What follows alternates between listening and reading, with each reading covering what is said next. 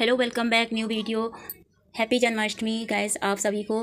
तो गाइस मैं आप लोगों के लिए न्यू वीडियो लेके आई हूँ जो मैं बनाने जा रही हूँ मेवा की कतरी। मेवा की कतरी बनाने के लिए गाइस गैस को ऑन करेंगे और इसमें 2 छोटे चमचा देसी घी डालेंगे और घी को गर्म करेंगे और सबसे पहले भूनेंगे गोंद। गोंद अच्छी क्वालिटी का लेना है और थोड़ा थोड़ा करके हाई टेम्परेचर में इसको फ्राई करना है। तो आप देख सकते हैं कि मैंने गैस को हाई फ्लेम पर रखा है और थोड़ा थोड़ा करके गोंद डालना है। गोंद गाइस अच्छी क्वालिटी का अगर होगा तो बढ़िया आपका फूल फूलेगा और बढ़िया बनेगा। तो गाइस इस तरीके से आप गोंद को फ्राई कर सकते हैं, तल सकते हैं। तो इस तरीके से मैं गोंद तल लिया है और गोंद को देसी घी में ही तलना है। तो गाइस जन्माष्टमी में गाइस मेवा बनाने के लिए गाइस इस तरीके से आप बना सकते हैं। बहुत ही जल्दी बन जाती है, बहुत ही आसानी से बना सकते हैं आप। अगर आपके पास मावा कम है तो भी कोई प्रॉब्लम नहीं, आप कम में भी बना सकते हैं।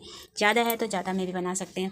तो गाइस कान्हा जी के लिए भोग लगाने के लिए तो आप सभी लोग प्रसाद बनाएंगे, तो प्रसाद आप इस तरीके से गाइस आप बना सकते हैं मेवा की कतरी। तो बहुत ही आसानी से बनने वाली है। आप पूरी वीडियो देखिएगा, आप मिस नहीं कीजिएगा। अगर आप पूरी वीडियो देखेंगे तो आपको लगेगा कि हाँ मावा की कतरी कैसे बनाई जाती है। तो गोंद इस तरीके से मैंने तल लिया है। तो घी मैंने क्वांटिटी मैंने बताया था, छोटा चमचा 2 छोटे चमचा डालना है और इस तरीके से गोंद को पूड़ी की तरीके तल लेंगे। तो लीजिए गोंद बनकर तैयार हो गया है फ्राई। इस तरीके से गाइस आप गोंद फ्राई कर सकते हैं। तो अब चलते हैं सेकंड स्टेप पे कि गोंद की कतरी कैसे बनानी है मेवा की। तो कढ़ाई गर्म हो रही है। गर्म होने के बाद इसी कढ़ाई में आपको डाल देना है घी। तो बस 1 चमचा, छोटा घी की क्वांटिटी थोड़ा थोड़ा करके डालना है, एक साथ नहीं डालना है। तो अब मैंने लिया है मखाना, छोटे छोटे पीसेस मखाने के कर लिए हैं। तो मखाने को अच्छे से फ्राई कर लेंगे। मखाने को गाइस तलना नहीं है, बस 1 चमचा घी डालकर मखाने को कुरकुरा कर लेना है। तो करारे हो जाएंगे तो कतरी बन में भी बहुत ही ज़्यादा स्वादिष्ट बनने वाले हैं। तो इस तरीके से गाइस मखाने को भी उसी कढ़ाई में ही फ्राई कर लिया। अब तब आगे देखेंगे कि मखाना अच्छे से बन गया है। तो गोंद मैंने जिस थाली में गोंद निकाला था उसी थाली में ही मखाना निकाल लेंगे। और मखाने के गैस मैंने एक मखाने के 4 पीसेस किए हैं। तो इस तरीके से गैस मखाने को भी लीजिए, अच्छे से फ्राई कर लिया है। तो मखाने को भी उसी थाली में रख लेंगे। अब गैस को लो फ्लेम पर कर देना है। तो लीजिए गोंद और मखाना तैयार हो गया है। अब मैंने लिए हैं बीजे खरबूजा के बीजा। उसमें ऑयल नहीं डालना है, बस उसी कढ़ाई में ही हल्का सा गरम कर लेना है। थाली ढक देंगे नहीं तो छिटकने लगेगा, इधर उधर सारा बीजा जो है खरबूजे का भागने लगता है। तो इसको पकड़ने के लिए गाइस थाली ढक देनी है और इसमें ऑयल नहीं डालना है, घी नहीं डालना है। तो लीजिए मैंने बीजे को अच्छे से फ्राई कर लिया है।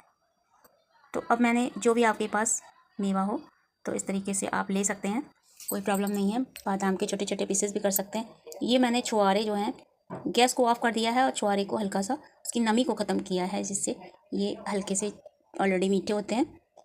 अब मैंने लिया है गरी के लच्छे। गरी के लच्छे जो होते हैं, जो गरी होती है, गरी नारियल का गोला जो होता है उसको कद्दूकस कर लेते हैं तो उसके जो लच्छे निकलते हैं तो वो मैंने घरी में किए हैं। मैंने एक नारियल को लिया था, फोड़ लिया था और फोड़ने के बाद उसको लच्छे निकाल लिए थे कद्दूकस से। तो इस तरीके से अब इसमें भी ऑयल नहीं डालना है, ऑलरेडी इसमें घी होता है और इसको भी अच्छे से फ्राई कर लेना है। तो इसी के गरी के लच्छे, तो गरी को भी अच्छे से फ्राई कर लिया है। तो इसको भी निकाल लेंगे, गैस को लो फ्लेम पर ही रखना है। तो इसको गैस गरी का बुरादा भी बोलते हैं, गरी के लच्छे भी बोलते हैं। तो इस तरीके से तेज़ आंच में अगर आप करेंगे तो ये जल जाएंगे। तो इस दूसरी थाली में भी निकाल लेंगे इसी तरीके से। कढ़ाई को साफ़ कर लेंगे। तो लीजिए मैंने सारा गरी के लच्छे जो हैं, गरी का बुरादा है, उसको भी अच्छे से फ्राई कर लिया है। अब लेंगे 1 गिलास पानी चाशनी बनाने के लिए। चाशनी की क्वांटिटी बिल्कुल परफेक्ट रखनी है। और मैंने लिया है 250 ग्राम से ज़्यादा चीनी, 300 ग्राम समथिंग चीनी है। ज़्यादा चीनी का इस्तेमाल नहीं करना है क्योंकि ऑलरेडी बहुत ही ज़्यादा मेवा में ज़्यादा चीनी हो जाएगी तो ज़्यादा अच्छे से मीठा बहुत ज़्यादा हो जाएगा। तो 1 कटोरा बॉयल आपने देखा है, तो 300 ग्राम समथिंग मैंने चीनी इसमें डाल दी है।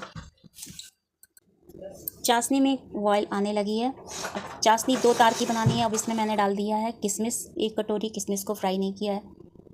गैस को हाई फ्लेम पर करेंगे और इसको बनाएंगे 2 तार की चाशनी। 2 तार की चाशनी को आप इस तरीके से जब दबाएंगे तो उंगली में अच्छे से जब चिपकने लगती है चाशनी, तो इसमें 2 तार निकल कर आते हैं। तो इस तरीके से गैस 2 तार की चाशनी जब बनने लगती है, एक नॉर्मल टेम्परेचर का पानी लेंगे और इसमें डालेंगे, तो आप देख सकते हैं कि नीचे चाशनी जमने लगी है। तो ये गैस इस तरीके से भी आप पहचान लगा सकते हैं कि चाशनी परफेक्ट तैयार हुई है कि नहीं। तो अब जो कड़छली से इस तरीके से मैं डाल रही हूँ, तो अब आप देख सकते हैं कि 2 तार निकल कर आ रहे हैं। और जो कढ़ाई होती है, कढ़ाई के किनारे जो चीनी जो है चिपकने लगती है, जमने लगती है। तो अब आप देख सकते हैं चाशनी परफेक्ट तैयार हो गई है। तो इस तरीके से जब चलाएंगे और चलाने के बाद गैस को हाई फ्लेम पर ही रखना है।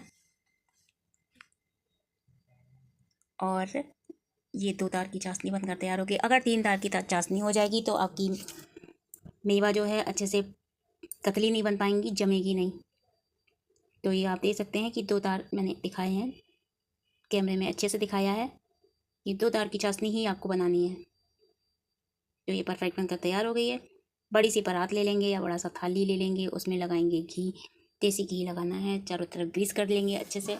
और ग्रीस करने के बाद जो मेवा मैंने फ्राई की थी वो इसमें डाल देंगे। तो वैसे आप सभी को जन्माष्टमी की बहुत बहुत शुभकामनाएं। सो वैसे अगर आपको मेरी वीडियो अच्छी लगी हो तो कमेंट में सब्सक्राइब ज़रूर कीजिएगा और कमेंट में जय श्री कृष्ण लिखिएगा, क्योंकि जन्माष्टमी के लिए मैं बना रही हूँ ये प्रसाद। तो आपको प्रसाद की रेसिपी कैसी लगी गाइस, कमेंट में ज़रूर बताइएगा। कौन सी जगह से देख रहे हैं, कौन से शहर से देख रहे हैं, तो बताइएगा। तो इस तरीके से गाइस जो मैंने फ्राई की थी, तली थी, गोंद तला था, फ्राई किया था। कितने भी आपके पास मेवा हो तो अपने अकॉर्डिंग आप ले सकते हैं। अगर कम है तो कोई प्रॉब्लम नहीं, ज़्यादा है तो ज़्यादा ले लीजिए। तो इस तरीके से कढ़ाई के अकॉर्डिंग मैंने लिए। कढ़ाई पूरी परफेक्ट अच्छे से भर चुकी है। 2 कड़छुली से इस तरीके से चलाएंगे, गैस को ऑफ कर देंगे। अब कतली बनने के लिए परफेक्ट चाशनी हो गई है और कतली अच्छे से बनकर तैयार हो गई।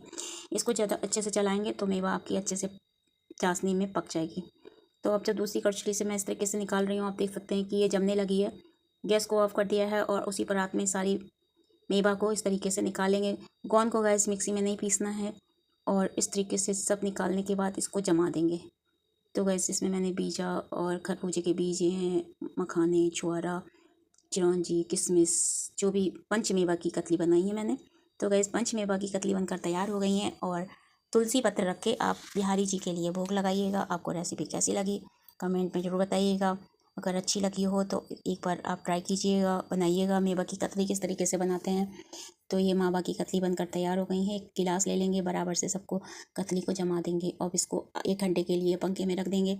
जब पंखे में रख देंगे तो ये जम जाएगी और जमने के बाद इसको काट लेंगे। तो गाइस जन्माष्टमी में इस तरीके से आप रेसिपी बना सकते हैं। जन्माष्टमी में या नवरात्रि में या कोई व्रत है आपका, उसमें भी आप बना सकते हैं। गणेश जी के भी दिनों में आप मावा की कतली बनाइएगा और भोग लगाइएगा। और ये ख़राब भी नहीं होती है, काफ़ी टाइम तक रखकर इसको खा सकते हैं। तो इस तरीके से गाइस आप बनाएंगे तो परफेक्ट बनकर तैयार हो गई है। अब मैं इस पर रख देती हूँ पंखे की हवा में। तो लीजिए बनकर तैयार हो गई है। मिलते हैं नेक्स्ट वीडियो में। आधा घंटा हो चुका है और इसको ठंडा कर लिया है।